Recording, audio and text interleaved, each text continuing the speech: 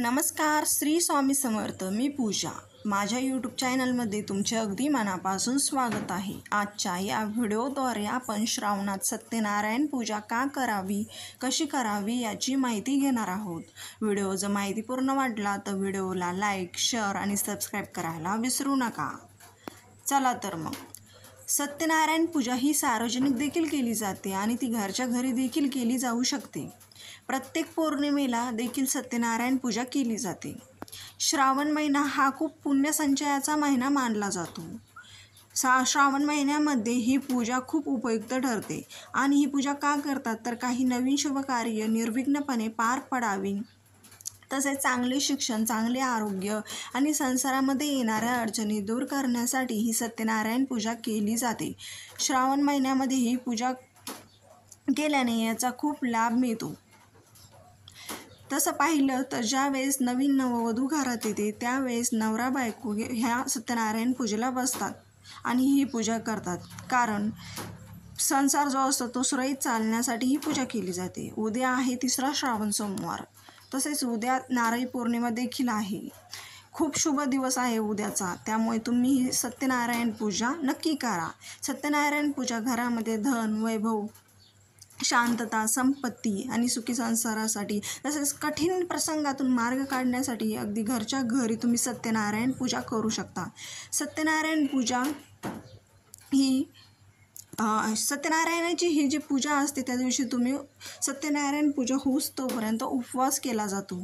सत्यनारायण पूजा कशी करावी घरच्या घरी हे आता आपण बघूया.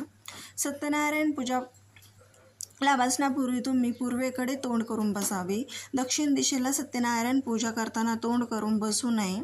स्वच्छ जागेवर पूर्व पश्चिम चौरंग मांडून त्याभोवती रांगोळी काढावी. चौरंगाच्या चारही बाजूने तुम्ही केळीचे पाने लावावे किंवा बांधावे. तसंच आवडीनुसार तुम्ही सजावट देखील करू शकता. चौरंगावर तुम्ही सत्यनारायणाचा फोटो जो आहे तो मागच्या बाजूस ठेवावा. चौरंगावर गहू पसरावे आणि चौरंगाच्या उजव्या बाजूला तुम्ही काय करायचं आहे की मूठभर तांदूळ ठेवावे आणि त्यावर तुम्ही गणपतीची मूर्ती ठेवा. किंवा गणपतीची जर मूर्ती नसेल तुमच्याकडे तर तुम्ही सुपारी देखील ठेवू शकता. आणि सुपारी ठेवल्याच्या नंतर तुम्हाला त्या गव्हावर जे गहू ठेवले आहे तुम्हाला त्या गव्हावर तुम्हाला पाण्याचा कळस ठेवायचा आहे. त्या कळसामध्ये तुम्ही गंध, सुपारी, फुलं आणि एक नाणं, 1 रुपयाचं नाणं ठेवावी. आणि त्यावर कळसावर तुम्ही विड्याची 5 पाने ठेवायची आहे आणि कळसावर तुम्ही हळदी कुंकवाचे 5 बोटे उडवायचे. नंतर तुम्हाला त्या कळसावर एक तांबण ठेवायचं आहे आणि त्याच्यामध्ये तुम्हाला तांदूळ भरायचे आहेत आणि त्यामध्ये तुम्हाला तुळशीच्या पानाचं आसन करून त्यावर बाळकृष्णाची मूर्ती विराजमान करायची आहे. नंतर तुम्हाला या बाळकृष्णाच्या मूर्तीला तुळशीचे 108 पाने किंवा 1000 पाने अर्पण करायचे आहेत. नंतर तुम्हाला या बाळकृष्णाच्या मूर्तीला तुळस अर्पण करून फुलं वगैरे अर्पण करायचे. आणि सत्यनारायण पूजेसाठी केळीचा जो खांब असतो तो खूप पवित्र मानला जातो. त्यामुळे या पूजेसाठी शक्यतो जे पाठीमागच्या बाजूस आपण सत्यनारायण पूजेसाठी जे खांब लावतो ते केळीचे आणावेत. आणि सत्यनारायणाचा जो प्रसाद आहे तो जास्तीत जास्त लोकांपर्यंत पोहोचण्याचा प्रयत्न करावा.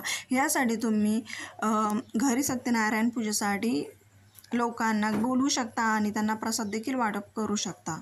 जास्तीत जास्त लोकांना बोलवले तरी याचा फायदा खूप आहे. त्यामुळे तुम्ही नक्कीच घरी लोकांना बोलवून तीर्थ देखील द्यावे. नंतर तुम्ही कृष्णाच्या मूर्तीला गंध, फुले आणि तुळस अर्पण करावी आणि सत्यनारायण पोथी देखील वाचावी. आणि घरामध्ये जो स्वयंपाक जो केला आहे तुम्ही तो नैवेद्य म्हणून देखील तुम्ही या पोथीला अर्पण करावा. अशी एकदम साधी सोपी पद्धत आहे ह्या पूजेसाठी.